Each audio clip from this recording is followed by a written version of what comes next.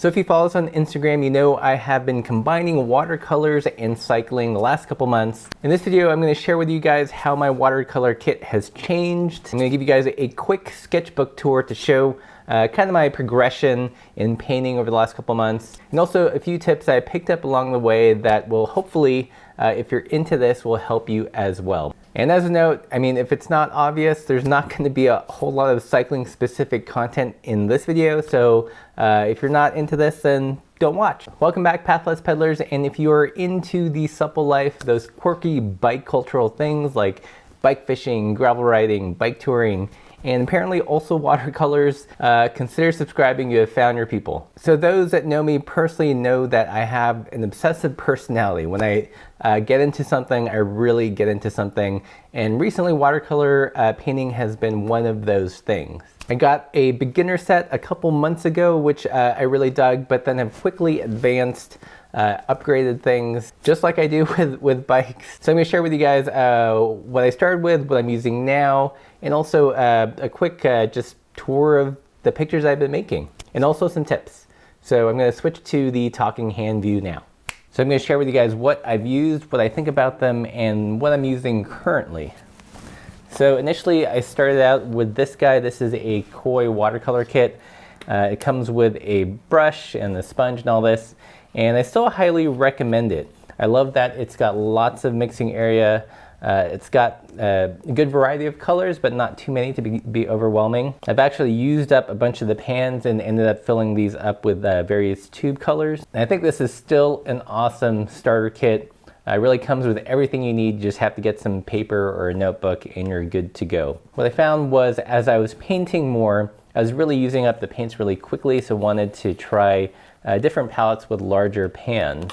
Next palette I got was this Pocket Sketcher by Winsor & Newton. Pans are a little bit larger. It has fewer mixing areas, which I'm not too fond of. And ultimately I pulled out some of the pan paints and put on the two paints I started using, which is in here. And this is an okay kit. I mean, it's small, it's lightweight, pretty affordable. So if you find either of these two, you really can't go wrong. So after these two beginner kits, I started to get a sense of what I wanted in the palette, and that was actually more mixing areas. So this is a metal palette that you can get on Amazon. I believe it costs $10, so pretty affordable. It does not come with any paints, so you do have to fill it on your own. And what I like about it is that there's more mixing areas. So you can mix larger washes here or individual colors here.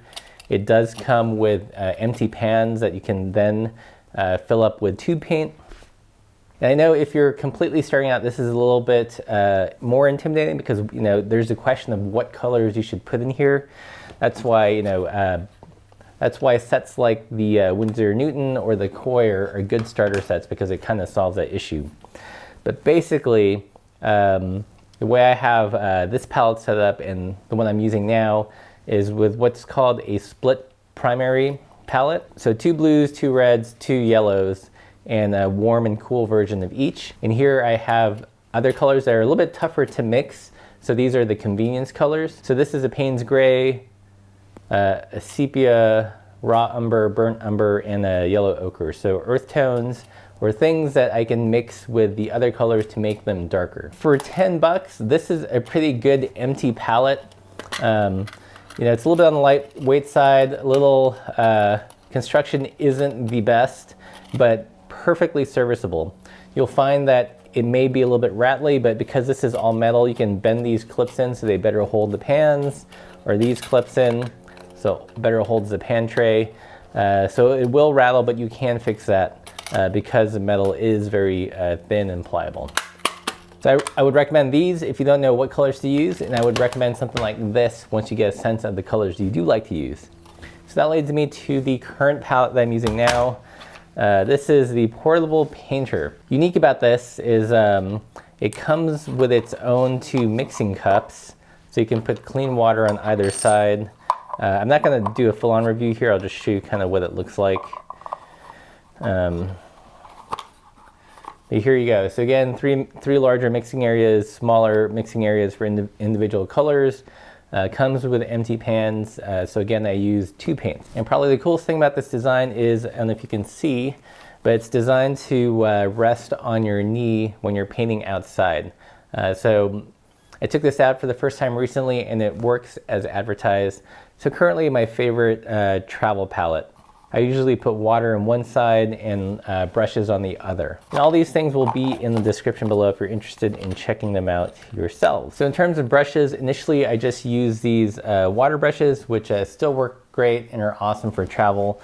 But as I progressed, I've kind of amassed a small collection of brushes. Experimented with different things, found things that I like better than others. But basically, brushes can be overwhelming, they can get expensive. If I were to steer you in one direction, I would say get these silver black velvet brushes. It comes as a set of 3. There's a size 4, 8, and 12.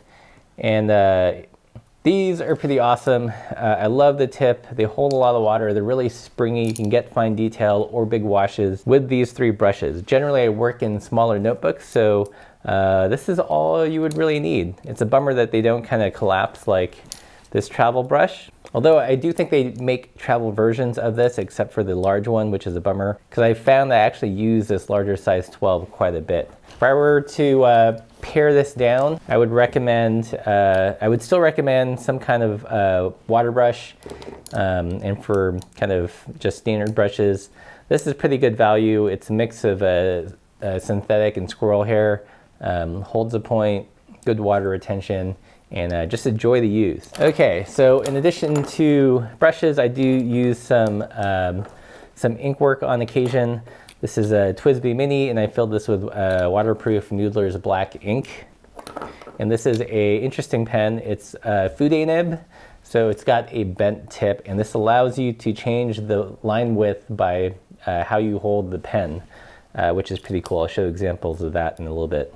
In terms of paints, this is basically a bag of student grade paints, perfectly fine. These colors are built around the split primary palette principle. I'm not going to go into that in this video. There's a lot to dive into. I will say I recently picked up a set of these Daniel Smith paints, which is set up as a split primary. So again, 2 yellows, 2 reds, 2 blues, small tubes. And these are artist quality, and these are pretty awesome. I've found like the biggest difference for me between artist quality paints and like student grade paints, there's a lot of pigment in these paints. So you actually use less tube paint than you would with a student grade. And also they blend together a lot differently. Like they're just, when you blend colors, they're a lot more vibrant and don't get as muddy as student grade paints.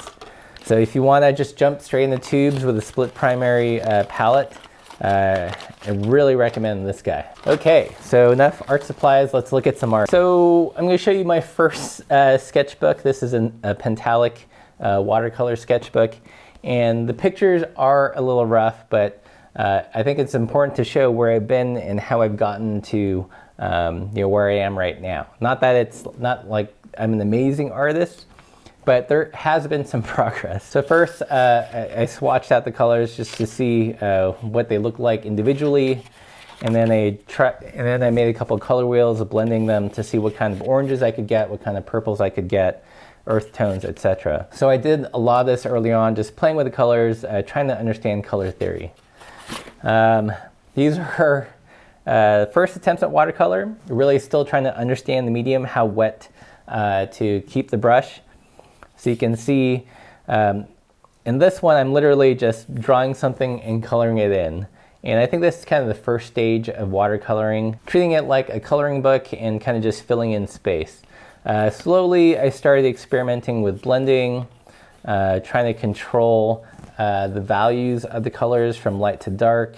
So these are all like pretty much practice sketches. I experimented a little bit with creating a wash first, which is basically a big blotch of color and then inking over it. So again, just kind of trying to make an interesting pattern with the colors with the intent of putting a drawing on there. Some more attempts of varying degrees of success. And I was working on multiple notebooks, at the same time, so you can kind of see the progress between them all. So I was painting some Instagram pictures for a while, again experimenting with basically a ink drawing and adding a wash over it or behind it.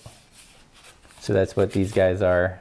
You may recognize some of these people from the bikey internets. I discovered a YouTube channel, I think his name is Teo. He has a blog called Parker Blocks, and he does a lot of urban sketching. And if you Google urban sketching on YouTube or on the Googles, you'll see lots of work like this. So urban scenes rendered primarily in ink and paint. And I learned a lot from those channels, just basically how to compose, how to measure things so you can draw them in a good proportion, and how to use paint colors. So another ink and paint drawing I did of, this is actually a photograph I took for Ortlieb for their bike packing line, which is kind of cool. And here you can see I'm getting a little bit more sophisticated with the use of color. Instead of blending the colors on the palette, I'm starting to experiment with blending them on the paper. And this is kind of a key point.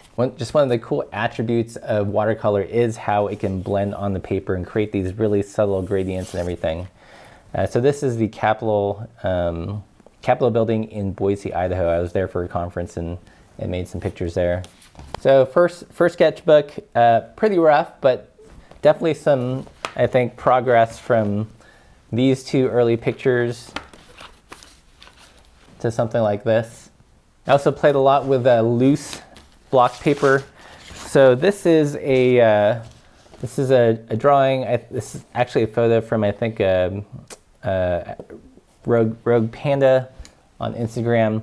And this is a good example of watercolor and this pen. You can see there's lots of line width variation, and that was made with this nib, which is pretty cool. So here's a good example of where I was primarily trying to mix the colors onto the page. So instead of laying down just a solid block of green, I'd put in some yellow and some blue, and really start to kind of experiment with how the colors interact on the page. Another example of that nib, kind of a cool chiseled line effect. And this was kind of another interesting, I guess, formative painting for me.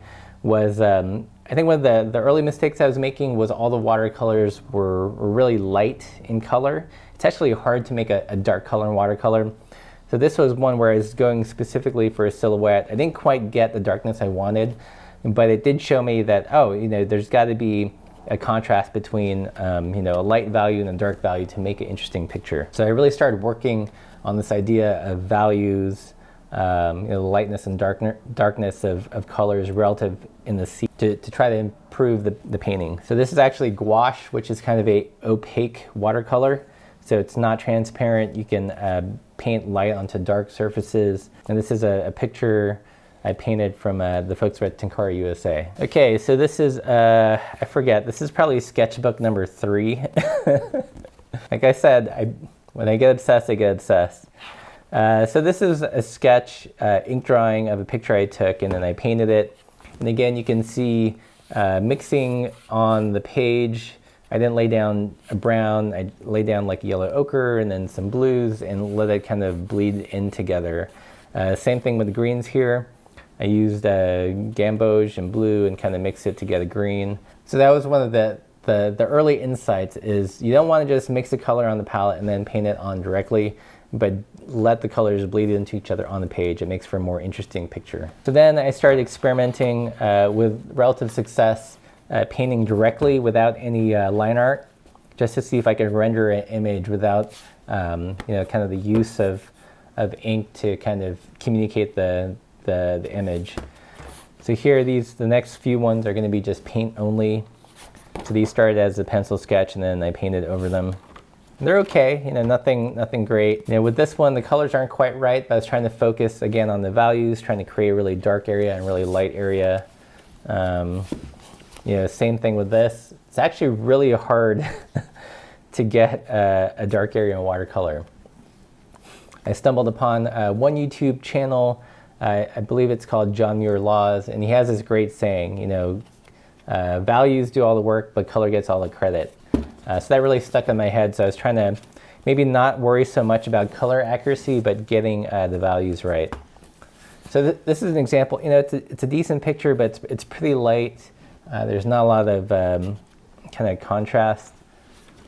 So this one's a little bit better in terms of values. I was really focusing on the shadows and trying to put the darkest area right next to the lightest area in the picture to kind of develop a little bit more contrast and drama. I think this page was, I'd ordered new sketchbooks and they hadn't arrived yet, so I was trying to put as many pictures as I could in one page.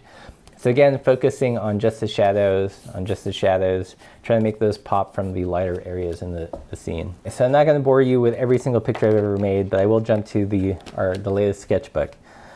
So here you can see this is a photograph of two cyclists cycling in Glacier National Park, and my rendering skills have generally improved. So this is just 3 months ago up here, and this is just recently. So definitely rendering the figures is a lot better. I think it's an okay picture, it's representative, but everything's the same value, so nothing really jumps out. So that's one thing I struggle with. I think it's a mistake that lots of people make early on, is they focus on color accuracy and not so much contrast. So I've been really trying to work on that more. So both of these were painted on location. Again, I was trying to get a dark and light area. Not too happy with this one. I feel like it's okay, but it's a little bit busy. This one's a little bit better. The focus is here, and I did a good job in rendering the background really simply so that it doesn't get too busy. But again, certain colors could be more vibrant and darker values could be darker. So this is a painting I made off of an iPhone photo that Laura took of me fishing on Rock Creek. Again, it's pretty good. There's some good elements to it, like the color blending is good. I do a decent job at rendering the shadows, but again, the contrast and the values are a little bit off. So when I look at it now, it feels flat. I painted it again, but this time really paying attention to keeping the lightest areas light and trying to really darken the darker areas. I also changed the composition from horizontal to vertical to try to kind of do a little bit more editing and kind of design of the image. So this is what the photo looked like. This is kind of more direct mimicry. And this is a little bit more editing, trying to simplify the forms and draw more focus to the angler here. I do this a lot where I'll paint something just to get out of my system and then revisit it a little bit looser or with a little bit more detail to certain aspects. So again, here on my brain was the idea of values and contrasts. So these are pictures from Instagram I saw. I like this one because there's some strong shadows. Same thing with this one. I don't think I quite got the. I wasn't quite happy with how this one came out, so I gave it another go, trying to make the figure more representational. So the proportions are better. It actually looks like a cyclist. I don't think I quite achieved that, the light effect coming from the background, but it's all a work in progress. So to kind of hammer home the idea of values, I tried a couple paintings in just monochromatically and trying to just work on getting a dark area and keeping the light area light. And I think these worked out okay. Each one is getting a little bit better, and I'm learning a lesson from each painting I do. One thing you'll notice is that I do a lot of really small paintings, and this is something I really recommend. It's intimidating to fill up an entire page. So I found for me, so I don't get freaked out about trying to make something perfect, is I'll do all these small sketches. So I'll divide the page into 2 squares and just make small little paintings, working on technique, working on color, working on values. And with these, I'm actually pretty happy. I mean, they're not spectacular, pictures on their own, but here I feel like I got a good contrast between the dark area and the light area. I feel like it feels like there's a lot of sunlight hitting the cyclist here. And this one is actually my 4th or 5th attempt at painting this dang barn. So this one I feel like it's a little bit too busy in the barn details. This one it's a little bit more simplified, but still communicates that there's a barn there and that's kind of falling apart. So this one I'm really pleased with. Again, working on that contrast of light and dark. Dark cyclists, set against the background of the light gravel road. This one I'm super stoked on. It was a shot I took when we were on tour, and we were riding through this canopy of trees, and there's just this beams of light. And that was a real challenge to render. I think I'm mostly happy with it. I might revisit this, try to make it a larger one. But I feel like I did a pretty good job in creating some dark areas, mimicking a shaft of light and keeping the light areas light. So this is a painting I did just last weekend using the portable painter, so it's super convenient to have it, the paints on my lap, and make this while we're on location in plein air. What else? So these are some recent ones, just a couple days ago. Again, trying to focus on values. This is from a photo of a friend of mine took in Venice. So again, trying to keep the light areas light, dark areas dark, still have it representational. I thought this was okay. I didn't quite like how I rendered the building. It felt too mechanical. So I went in again, a little bit looser style. So I like the buildings in this one, but I really screwed the pooch here because there's no light values here. You don't get the same sense of boats. But I do like this as more expressionistic. Lastly, this is from an Instagram photo. I think it was on the Patagonia site. And I thought this turned out pretty well. Like, got good color, vibrant color. These, by the way, were with the Daniel Smith paints, so I could definitely tell like they're more vibrant and they just mix so much better. And I got good contrast, had the cyclist against the light mountains. You know, in terms of progress for 3 months, I'm pretty stoked to go from this, which is fairly simple, to this, which is a little bit more nuanced. But again, it takes a lot of practice. So that's it for the sketchbook tour. I think I'm going to wrap up and give you some final tips. So apologies if that went a little long. Hopefully some of you are still here with me. So my tips for watercolors, again, I'm not a professional artist, kind of a hobbyist, enthusiast, whatever. But I have learned a lot. And there are some things that I wish I learned earlier. So first big tip, again, is paint small.